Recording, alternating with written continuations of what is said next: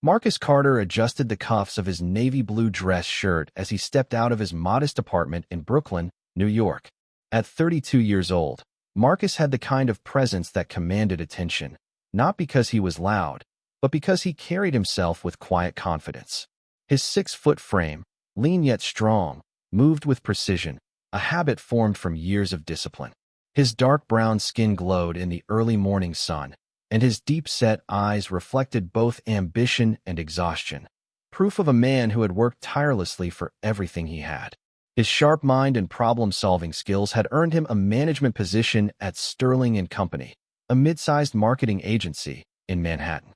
It wasn't the biggest firm in New York, but it was stable, growing, and, most importantly, it paid well enough to support his dreams. Marcus had been with Sterling & Company for 7 years, long enough to understand the inner workings of the company, but not long enough to break through the unspoken barriers that seemed to keep him from rising any higher. As he descended the subway stairs, he replayed the events of the past few weeks in his mind. Something was off. There were whispers of layoffs, closed-door meetings, and sudden changes in leadership. He had been sensing an undercurrent of tension at work, but he shrugged it off. After all, he was one of the hardest-working employees at the firm. What could possibly go wrong? Marcus's mornings followed the same routine. Wake up at 6 a.m., hit the gym for 45 minutes, shower, grab a quick breakfast, and head to work. He liked structure. It made him feel in control. By 8:30 a.m., he was on the subway, his headphones on, listening to an audiobook about leadership. His goal was clear. One day, he would be a director at Sterling & Company. He had worked tirelessly, stayed late when no one else would, taken on projects no one wanted, and mentored new employees. At 9 a.m. sharp, Marcus walked into the sleek, glass-paneled building that housed Sterling & Company in Midtown Manhattan. The open-concept office was buzzing with activity. Rows of neatly arranged desks, a minimalist design, and the constant hum of conversation created an atmosphere of organized chaos. His desk was near the large windows, giving him a perfect view of the city skyline. He took pride in his workspace, tidy, efficient, and filled with notes from past projects. "Morning, Marcus," called out Jennifer, a junior marketing associate. She had joined the firm 6 months ago and had quickly become one of his mints. "Morning, Jen.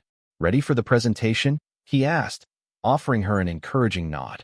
Jennifer nodded, but there was an unmistakable look of nervousness on her face. "Hey, you'll be fine," Marcus reassured her. "Just stick to the key points. You've got this." He had always believed in lifting others up. Unlike some of his colleagues, who saw mentorship as a burden, Marcus saw it as a responsibility. As he settled into his chair, he noticed an email from upper management, subject line, "Urgent meeting, 11 a.m." A meeting with upper management? That was unusual. Something was definitely up. Sterling & Company had a complex culture. On the surface, it prided itself on diversity and innovation. But Marcus had seen the cracks in that image. While the company had several black employees, very few were in leadership roles.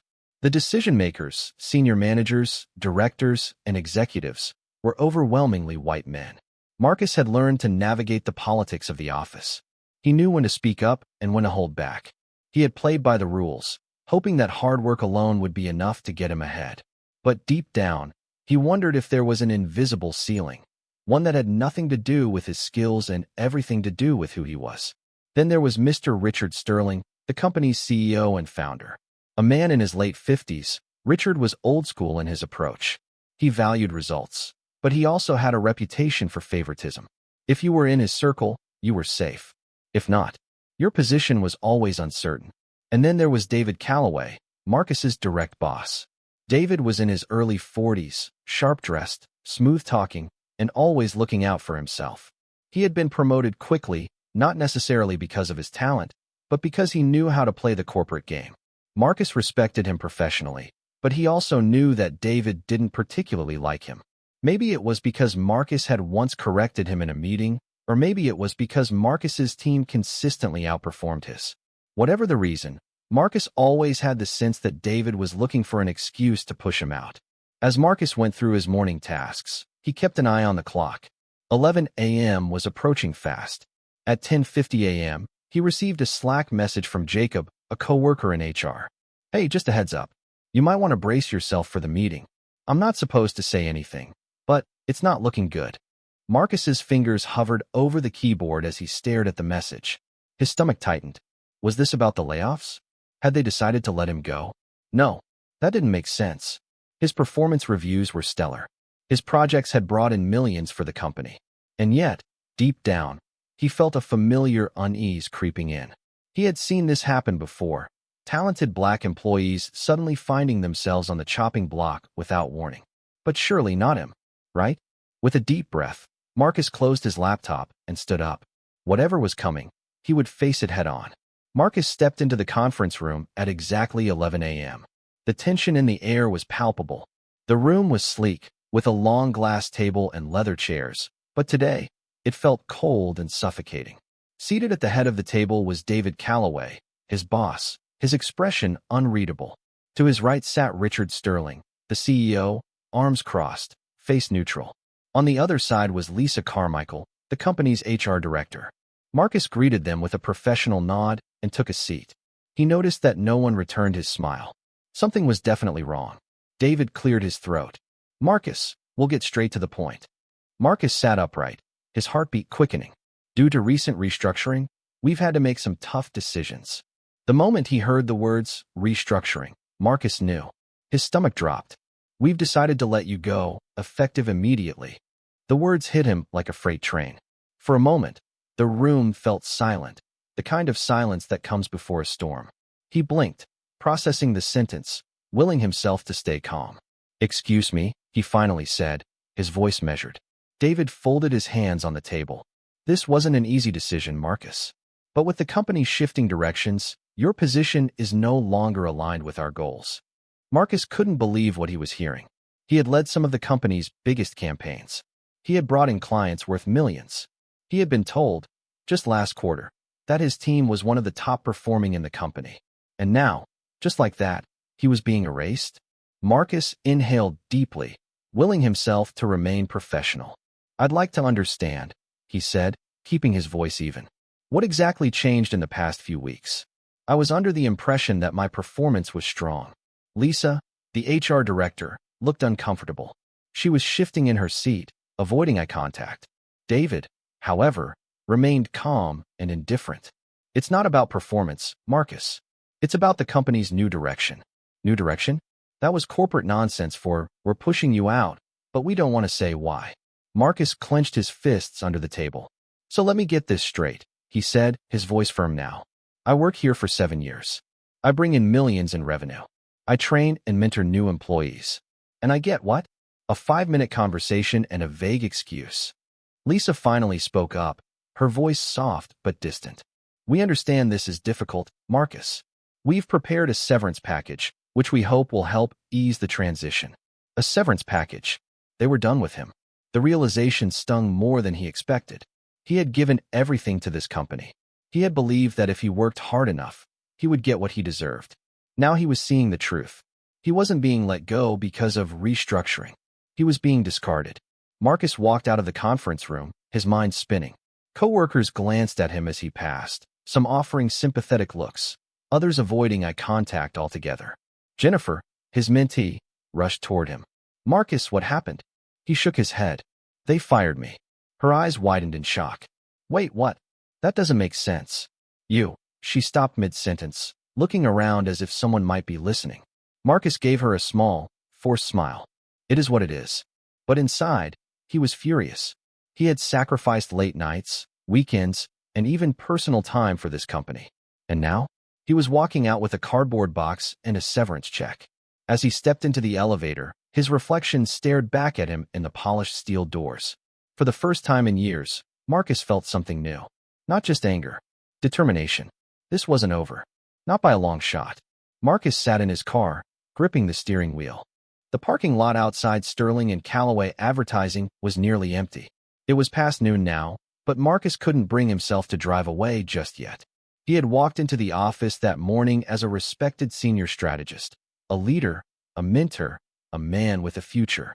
Now he was just another former employee, discarded like an afterthought.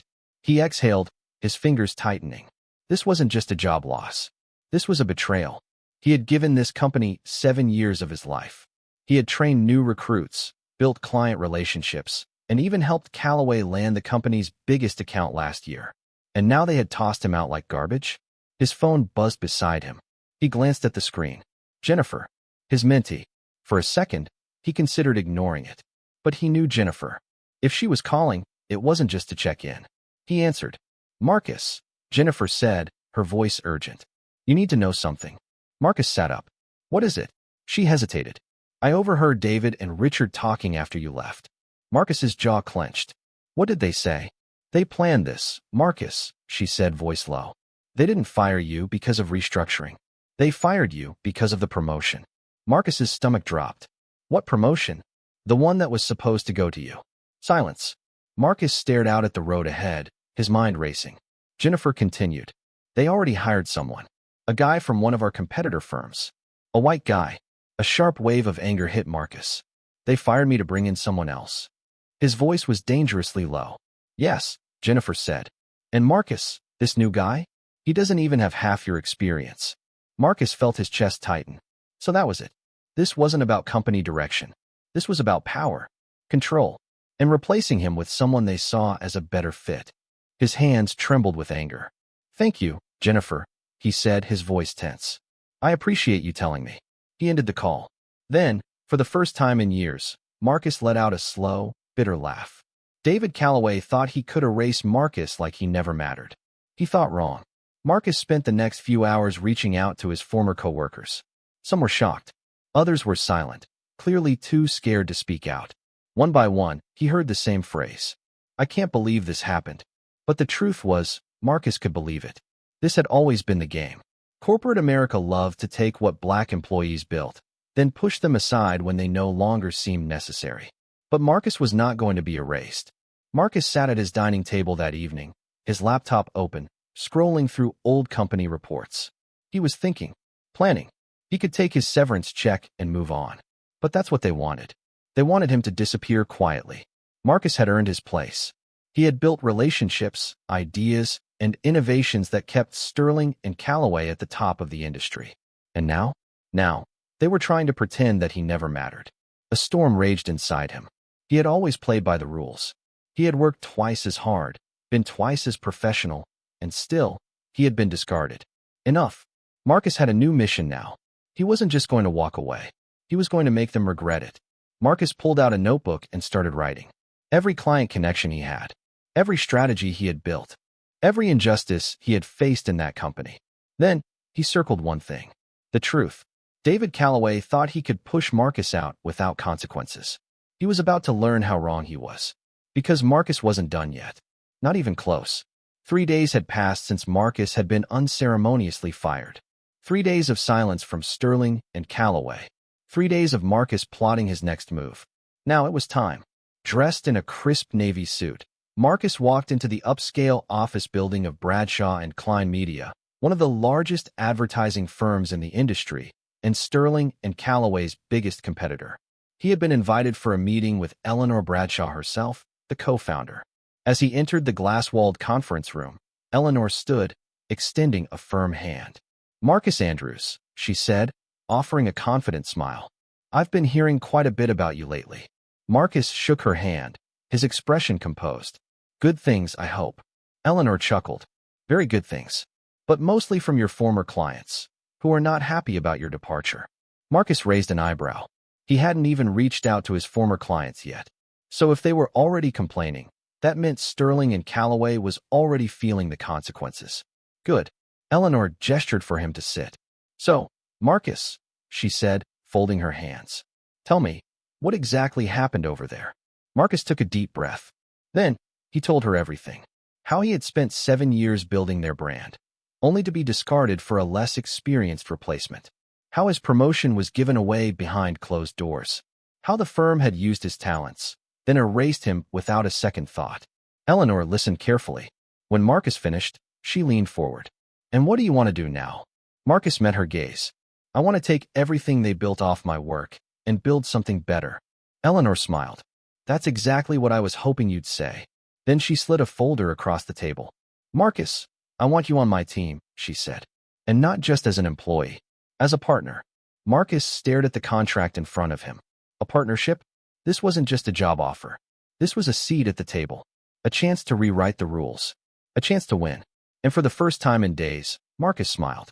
Meanwhile, at Sterling and Callaway, panic was spreading like wildfire. Their top clients were furious.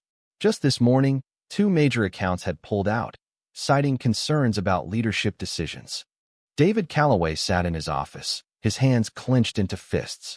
Marcus's departure was supposed to be a clean break. Instead, it was turning into a disaster. The phone rang. It was Richard Sterling, the company's CEO. "David," he barked, "what the hell is going on?" David swallowed hard. It's under control." "Under control?" Richard snapped. "Marcus Andrews just signed with Bradshaw and Klein, and he's taking clients with him." David's stomach dropped. Bradshaw and Klein. Marcus had gone to their biggest competitor? "You need to fix this," Richard said coldly. Immediately, David ended the call, his face pale. He had fired Marcus, thinking it would be an easy win. Instead, it was turning into his biggest mistake. That evening, Marcus sat in his new office at Bradshaw and Klein, staring out at the city skyline. It still felt surreal. Just a few days ago, he had been kicked to the curb. Now, he was a partner in a leading firm. But more than that, he was valued. He had spent years thinking that if he just worked hard enough, played by the rules, and kept his head down, success would come. But that wasn't the world he lived in. The truth was, no matter how hard he worked, they were never going to truly respect him. So why waste time waiting for approval from people who would never give it? He wasn't just going to win for himself. He was going to build something where other talented people wouldn't have to fight this same battle. Sterling and Callaway had tried to erase him. Instead, they had pushed him into something greater. And for that, he almost wanted to thank them. Almost.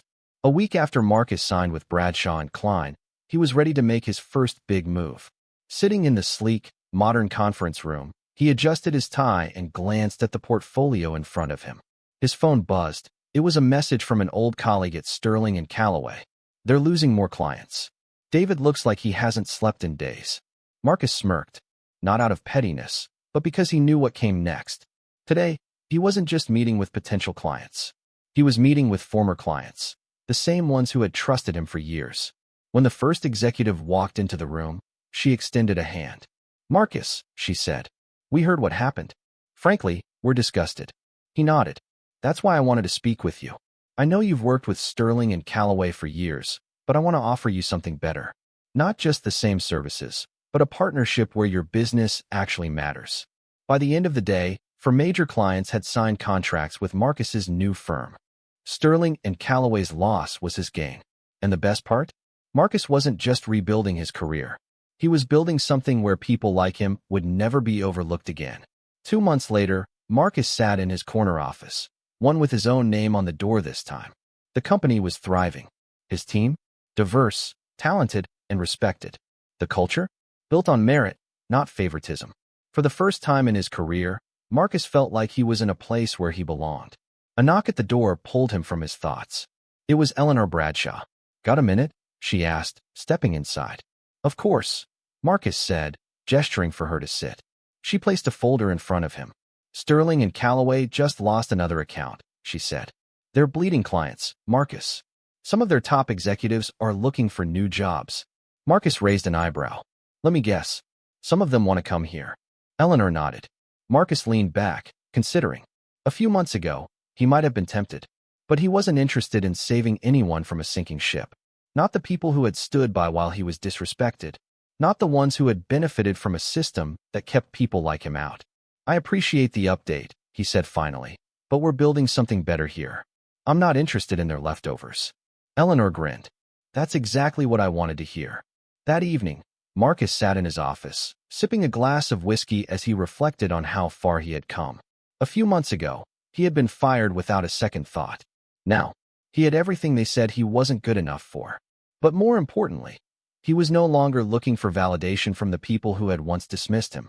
He had found his own way. He had created his own success.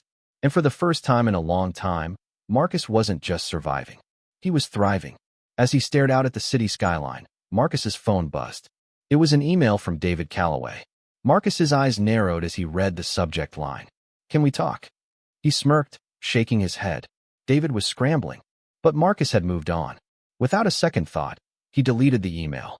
Then, he leaned back in his chair, exhaled deeply, and smiled. The past no longer controlled him. The future? That belonged to him now.